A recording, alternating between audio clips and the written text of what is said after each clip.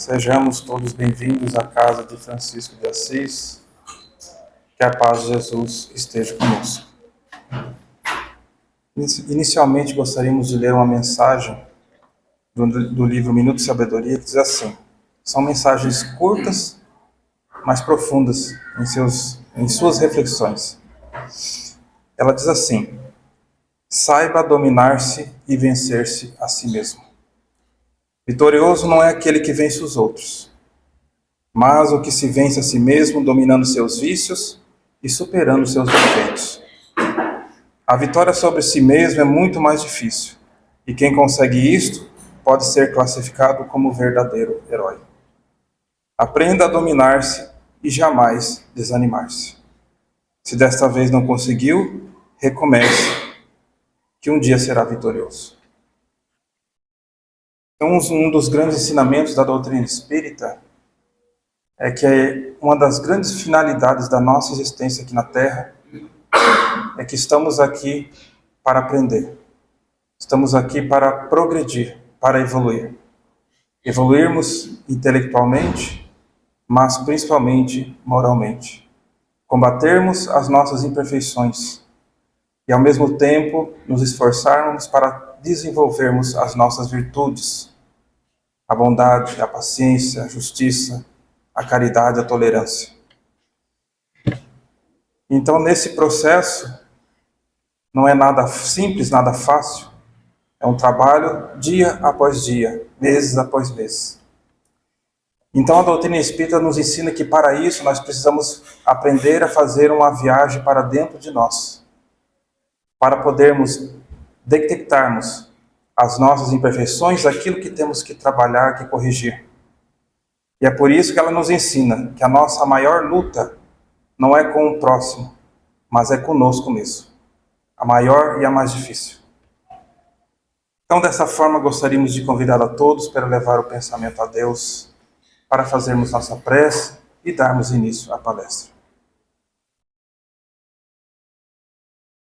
Procuremos, nesse momento, aquietarmos a nossa mente, nosso coração, deixando de lado nossos problemas, tudo aquilo que nos entristece ou angustia, para nos concentrarmos nesses instantes que vão se seguir, para que assim possamos nos aproximarmos e nos conectarmos mais profundamente com Jesus, com Deus e os mentores espirituais presentes nessa casa, para que possamos receber tudo aquilo que temos necessidade: o consolo, o amparo, a força, a fé.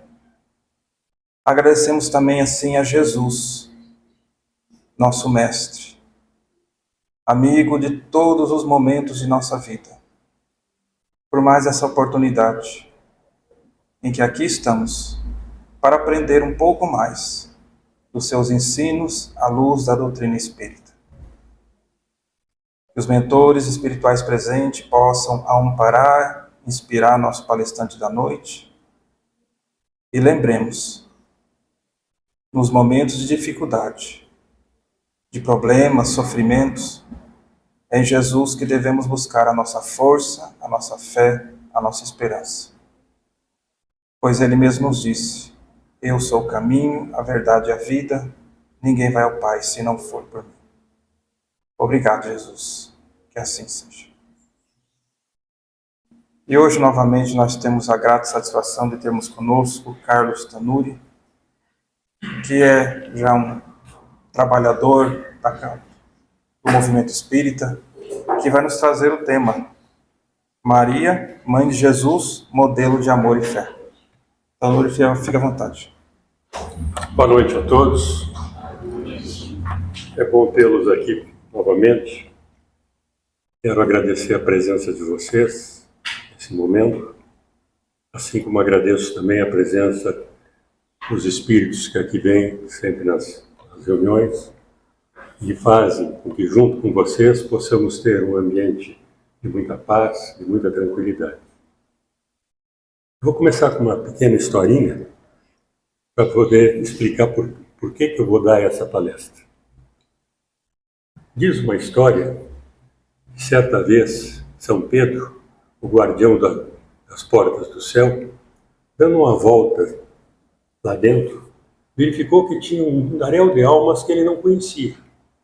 Não tinha visto nenhuma passar pelo portão. Ele ficou preocupado. Começou a andar para ver, e foi descobrindo cada vez mais almas que ele não conhecia, e, portanto, não tinham passado pelo portão. Ficou preocupado em algum lugar estão tendo que entrar.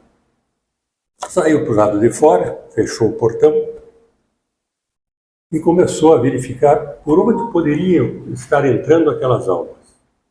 Anda daqui, anda dali, e de repente ele viu uma fresta. E diante dessa fresta tinha uma fila de almas entrando. Todas silenciosas, estavam entrando devagarinho. E ele ficou muito preocupado com aquilo. Ele disse, não, tenho que falar com Jesus. Saiu correndo para falar com Jesus. Encontrou Jesus e contou a história. Jesus, você não sabe o que eu vi. Está um mundaréu de almas que não passaram pelo portão. Portanto, eu não sei se mereciam ou se não mereciam. Não fui eu que autorizei. E eu sei por onde estão entrando. E gostaria que o senhor fosse comigo para nós vermos. E Jesus, com aquela calma, aquela tranquilidade serena que só ele poderia ter, acompanhou Pedro. Chegando lá, eles viram aquela fila enorme de almas entrando devagarinho por aquela brecha. E o Pedro ficou preocupado porque Jesus não disse nada, não falou nada. Ele disse, Jesus, nós temos que parar com essa entrada. Pedro, para, não precisa se preocupar. Deixe. Esse aí é o caminho que mamãe fez.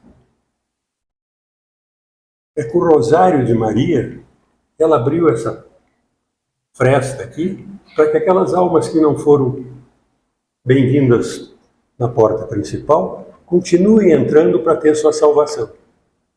E aí Pedro conseguiu entender que o coração de Maria era tão generoso que todos os seus filhos ela não deixaria que se perdessem. Eu tive uma formação católica. E essa formação católica me foi incutida desde pequeno. Eu fiz primeira comunhão, crismado, aquele negócio todo, batizado. Então eu não sou daqueles espíritas que tiveram a felicidade de terem uma família espírita, nasceram no espiritismo. Então eu posso dizer para vocês que eu não entrei nem pela dor, porque muitos vêm pela dor, também não entrei pelo amor, mas entrei por acaso. Por acaso porque foi essa a minha história. Mas, como minha formação católica, eu vou dizer para vocês que eu me sentia bem confortável nela também. Aliás, todas as religiões são boas. Nós não podemos dizer que essa ou aquela é melhor que a outra. Claro que com o crescimento e aí com o estudo, você começa a ter algumas questões. E essas questões você começa a verificar se são certas, se não são. E eu também tive essas questões. Mas tive a felicidade também, num determinado momento, quando eu entrei no ginásio, no tempo de ginásio, eu entrei num colégio marista, onde naquela época só marista dava aula. Estavam eles lá todos fardados, né, com as suas batinas, e todos eram maristas. O único professor que não era marista era de educação física. E toda a sala de aula, da primeira série do ginásio, que começava ali, tinha um irmão chamado titular. Esse irmão é aquele que levava aquela turma até o terceiro ano científico. E num colégio marista, você tem pelo menos uma vez por semana uma aula de religião. Então, religião me foi ensinado na vertente católica, evidentemente, mas mais do que isso, me foi ensinado que a gente tinha que ter em Maria a protetora nossa. E isso me foi incutido durante muito tempo. E mais do que isso, num determinado momento, eu fui convidado para entrar numa congregação mariana. Eram alguns alunos que aceitavam que aos sábados à tarde nós saíssemos para fazer caridade. Então, para mim foi muito gostoso, porque eu acabei conhecendo Maria mais, tendo-a como minha protetora, e porque era ensinado pelos irmãos maristas que quando a gente tinha um problema sério, era melhor perguntar para a mãe e pedir para a mãe, porque ela intercedia junto ao filho e ele não ia negar. E aí você recebia aquilo que estava pedindo. E ao mesmo tempo, nos foi incutido que caridade é alguma coisa que não é apenas para nós falarmos, mas temos que praticar. Então, todos os sábados à tarde, nós íamos em grupo visitar o Asilo dos Velhinhos lá em Curitiba. Nós levávamos jornal para eles, levávamos revista, levávamos até cigarro, que naquela época era permitido levar cigarro, e os velhinhos ficavam encantados. E aí nós ficávamos uma tarde inteira conversando com esses velhinhos e dávamos a oportunidade que eles contassem as histórias deles. Nós contávamos as nossas e eles contavam as deles, evidentemente. No sábado seguinte, nós íamos num local chamado Canguiri. Era uma chácara retirada em Curitiba, onde os meninos infratores menores eram recolhidos e passavam lá um tempo. Para esses nós levávamos gibis, levávamos bala, refrigerante muitas vezes, e íamos lá para jogar futebol com eles. Então era maravilhoso porque nesse período todo, eu me lembro, nunca houve um senão nas nossas visitas. Nem com aqueles meninos chamados transgressores, nunca tivemos uma briga, nada. Jogávamos futebol a tarde inteira, saímos de lá felizes, porque tínhamos feito uma coisa gostosa, eles também se sentiam felizes. E tudo isso foi incutindo em mim que Maria era a minha mãe espiritual. Mas passado o meu tempo de colégio, saí de lá e acabei vindo para Cascavel mais tarde, mas fiquei como aquele católico que não vai muito à missa, mas também está confortável em ser católico. Até que num determinado dia, eu fui convidado para entrar no centro espírita, ler um livro e para poder dar uma palestra. E eu disse, mas eu não sou espírita, como é que eu vou dar uma palestra? Não, você lê isso aqui, você tira alguma coisa e paga uma palestra para nós. Como eram centros pequenos naquela época aqui, eu aceitei. Era meu amigo, o diretor, o presidente da casa, seu Remy Pietti, e lá fui eu, li. E quando eu li, duas coisas me encantaram. A primeira delas foi que eu li pela primeira vez processo reencarnatório.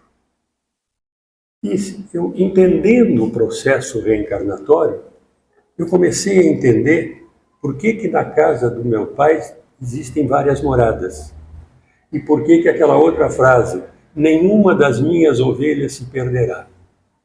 E ali estava resolvido aquelas questões que eu tinha no catolicismo e que o espiritismo me abria mais a cabeça.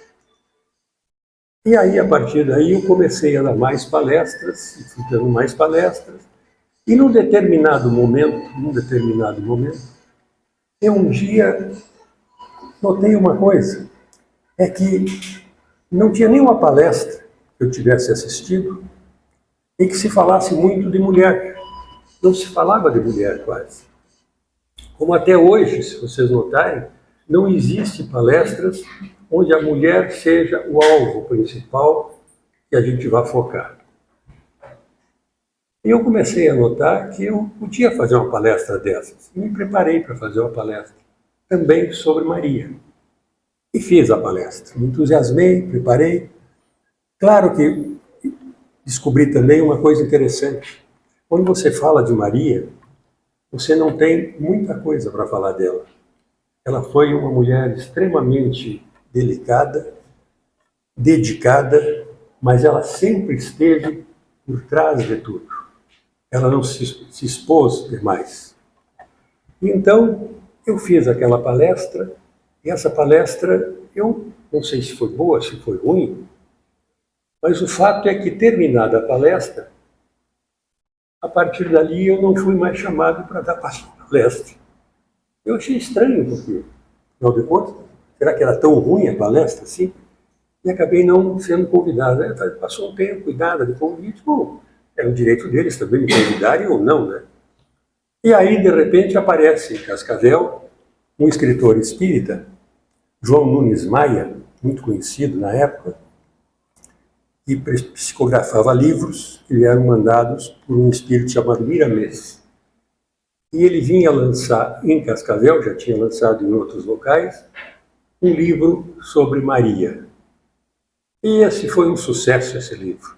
E não só ele vendeu em todas as cidades por onde ele passou, como todas as bibliotecas das casas espíritas passaram a ter um livro sobre Maria. E ele saiu daqui e logo em seguida eu fui convidado de novo para dar palestra. E eu não fiz nenhuma correlação, mas tudo bem. E o tempo passou e eu continuei por aí afora. E aí, de repente, eu disse, puxa, eu quero dar uma palestra de novo. E aqui nessa casa, exatamente nesta casa, onde as mulheres é que dominam, porque aqui a presidente é mulher, quase todos os departamentos são com mulheres, todo o movimento dessa casa é feito pelas mulheres, os trabalhos são feitos pelas mulheres, as mulheres se sobressaem sobre os homens. Eu digo, então é ali que eu vou ter que dar uma palestra. E eu escolhi o tema, Maria, Mãe de Jesus, modelo de amor e de fé.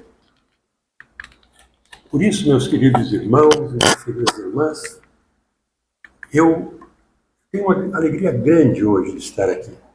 E que nessa reunião que nós estamos tendo nessa noite, dentro dessa casa de luz, para mim é uma casa de luz, nós vamos refletir juntos sobre uma das figuras mais sublimes, mais doces e mais grandiosas que a humanidade conheceu. Maria, a mãe de Jesus. Maria, ela é lembrada sempre como mãe do Cristo.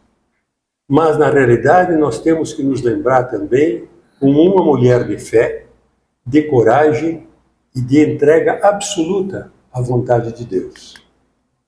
Quando pronunciamos o nome de Maria, e eu pronuncio com muita frequência, apesar de todo o tempo hoje passado, deixei a minha infância, deixei a minha juventude, mas continuo tratando ela como minha mãe mesmo, eu sinto uma vibração de ternura, de serenidade, que só o amor é que envolve.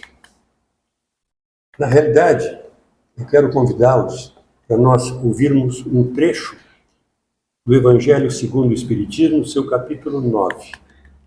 A brandura e a mansuetude são sinais de grande elevação da alma. Aqueles que a possuem já são capazes de dominar-se e de compreender a vida espiritual.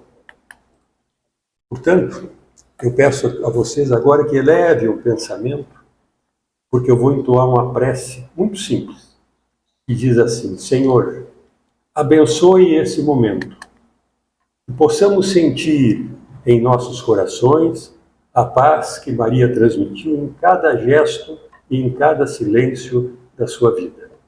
Que as lições de amor, fé e resignação nos fortaleçam no caminho. Quem foi Maria? Já se perguntaram? Quem foi Maria? Foi uma jovem simples, nascida na Galileia, em Nazaré, provavelmente ainda adolescente, quando ela recebeu aquela visita do enviado. Vocês lembram? Essas histórias todas existem por aí. Vivendo em Nazaré, numa aldeia pequena e humilde, Maria representa, na realidade, o coração puro, confiante, e que se coloca diante de Deus dizendo: eis aqui a serva do Senhor. Cumpra-se em mim a sua vontade. Na visão espírita, não foi por acaso que Maria recebeu a missão de ser mãe de Jesus. Ela é um espírito de elevada hierarquia. Foi preparada ao longo de milênios para essa tarefa sagrada de receber Jesus no seu corpo. E aqui então já temos a primeira lição. Deus confia grandes missões aos corações que se dispõem com humildade. Não são títulos, Não são diplomas, não são riquezas, não são conhecimentos humanos que definem a nossa grandeza espiritual, mas a disposição sincera de servir. Quando olhamos Maria, nós vamos ver que ela foi educadora da alma de Jesus na Terra. Maria, como educadora, não foi apenas a mãe biológica. Foi dado a ela a condição de educá-lo. Maria não foi apenas essa mãe biológica. No lar simples de Nazaré, ela transmitiu valores de fé, de disciplina e de ternura para aquele menino que estava ali, que era o Cristo. Pensemos juntos agora. O lar, e isso nós aprendemos no Espiritismo, o lar é a primeira escola do Espírito. É nele que aprendemos a amar, a respeitar e a compartilhar. Quando descemos no lar, é evidente que todos que estão ali em volta, pais, mães, irmãos, nós passamos a nos amar porque não entendemos e não conhecemos o nosso passado e nem o passado deles. E provavelmente tenham sido nossos inimigos, nossos antagônicos. E nascemos numa mesma família naquele lar para que possamos nos amar e com isso nos perdoarmos das vidas passadas. Nem sempre dá certo. Há muitas vezes aqueles que são reincidentes que acabam terminando a vida novamente dentro daquele lar e levando para outra encarnação todos os problemas que já tinham antes. Maria nos recorda a importância da maternidade e da paternidade como missões de amor. Quando se tem maternidade, quando se tem a paternidade, temos que entender que o amor tem que estar presente para que nós possamos transmitir isso para todos aqueles que vivem no lar. Tem uma historinha real, conta que numa pequena cidadezinha do interior de Minas Gerais, uma mãe simples, costureira, educou seus filhos, seus 3 filhos, sozinha, depois que seu marido precocemente teve que deixar a vida. Mesmo sem recursos, ela nunca deixou faltar aquilo que era essencial: o pão, o estudo e, sobretudo, a fé. Quando lhe perguntavam como ela conseguia, ela respondia: eu não faço nada sozinha. Eu entrego tudo nas mãos de Deus e sigo em frente. Anos depois, 2 de seus filhos se tornaram trabalhadores dedicados em um centro espírita na mesma cidade. Essa mãe, à sua maneira, ela foi um reflexo de Maria. Ensinou a fé, ensinou a confiança, o amor, sem reclamar da dor. No ministério de Jesus, nós vamos encontrar Maria, e o Evangelho nos mostra isso, ela discretamente presente na vida pública de Jesus. Se vocês lerem a vida pública de Jesus, vocês vão notar que Maria quase não aparece, porque ela discretamente se retira para deixar que Jesus tomasse o seu próprio lugar. Vocês lembram daquela famosa bodas de Canaã, na Galileia? Ela ali intercedeu junto ao filho para que o vinho da festa não faltasse. Lembram dessa passagem? E a sua frase mais inesquecível está ali: fazei tudo o que ele vos disser. Fazei tudo o que ele vos disser. É como se Maria dissesse também a nós hoje: escutem Jesus, sigam Jesus, vivam Jesus. Quando do Calvário, ali estava Maria de novo, ao pé da cruz, em silêncio, sofrendo como só uma mãe sabe sofrer, mas não houve revolta por parte dela. Sua dor foi transformada em força. Aqui eu me recordo de um episódio contado por um trabalhador espírita. Ele falava que numa casa espírita no interior de São Paulo, havia uma mãe que tinha perdido um filho ainda jovem num acidente e foi procurar auxílio nessa casa espírita. Desesperada, ela repetia sempre: por que que Deus permitiu isso? Por que Deus permitiu isso? Com o tempo, com o estudo do Evangelho, amparado pela equipe espiritual, que lhe trouxe conforto, ela foi apaziguando o seu coração, até que num determinado momento, ela disse emocionada: se Maria viu seu filho na cruz e permaneceu firme, quem sou eu para me revoltar?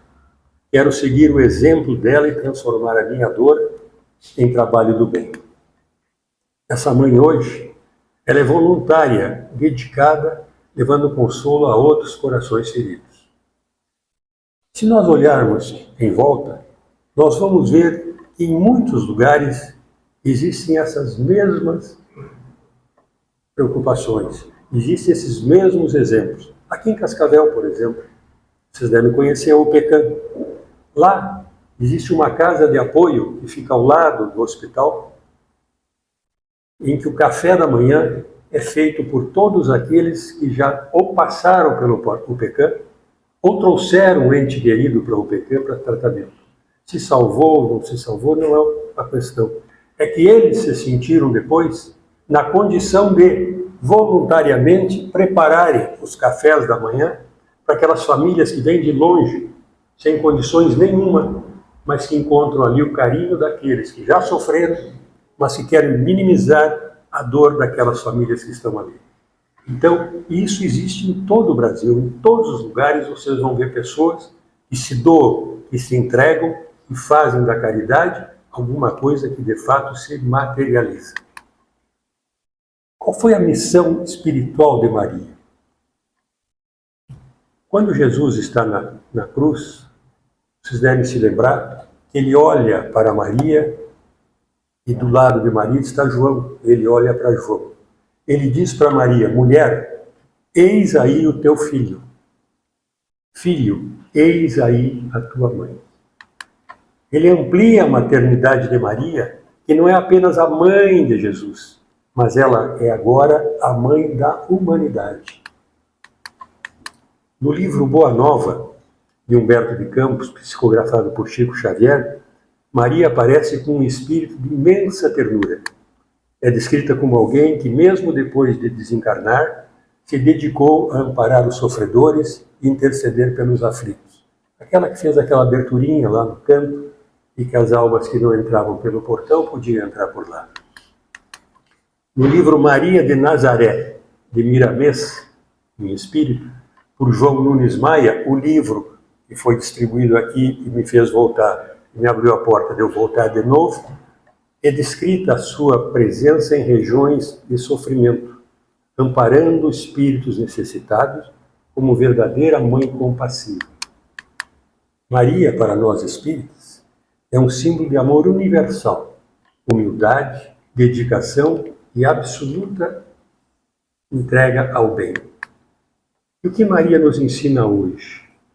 O que podemos aprender com Maria hoje num mundo tão conturbado como nós estamos vendo? Toda vez que se abre um noticiário de televisão, de jornal, só se vê desgraças, crimes violentos. O que nós podemos aprender então com Maria? A fé, que não se abala diante das provas. A coragem, que enfrenta as dificuldades sem perder a esperança. O amor incondicional, que não espera retorno. O silêncio sábio, que fala muito mais do que 1000 palavras. Nas nossas casas espíritas, quantos exemplos semelhantes já vimos? Recordo-me de uma senhora, no início, quando eu comecei a frequentar o centro aqui em Cascavel, uma senhorinha que morava lá no Parque São Paulo. Mesmo ela enfrentando sérios problemas de saúde, ela nunca deixou de ir nas reuniões e nunca deixou de auxiliar o pessoal da costura, o pessoal que arrumava as roupas para serem doadas para aqueles que mais necessitavam. E quando lhe perguntavam de onde tirava as forças, já que ela estava tão doente, ela dizia: eu penso em Maria, que mesmo sofrendo, nunca deixou de cuidar dos outros. Se ela pôde, eu também posso. Meus irmãos, ao recordarmos Maria, vemos nela não apenas a figura da mãe que acolheu o Cristo, mas um espírito iluminado que guia e nos exemplifica para todos nós como devemos nos comportar. Maria nos convida a perguntar: o que eu faria no lugar dela? Como eu reagiria diante da dor, da incerteza e da missão? Talvez não tenhamos a grandeza de Maria ainda, mas podemos imitá-la, pelo menos nos pequenos gestos, no cuidado do nosso lar, na paciência com os nossos filhos, a um amigo que às vezes necessita de um ombro amigo para poder descansar, ou diante de uma prova que sejamos resignados. Que possamos sair daqui hoje com o coração mais leve, levando conosco essa certeza. Maria nos inspira a confiar sempre em Deus e a seguir Jesus com coragem e com ternura. Maria, Mãe amorosa, inspira-nos a confiar na fé e na esperança. E possamos ouvir a tua voz silenciosa dizendo sempre: fazei tudo o que ele vos disser. Ampara nossas famílias, fortalece os nossos corações, ajuda-nos a servir com humildade e com amor. E que a paz de Jesus permaneça conosco hoje e sempre. E como eu disse para vocês, Maria foi tão discreta que não tem mais o que se falar dela. Apenas agradecer por ela ter sido a mãe de Jesus e estar sempre conosco como a nossa mãe universal. Que assim seja e que todos voltem para casa com o coração cheio de amor. Obrigado.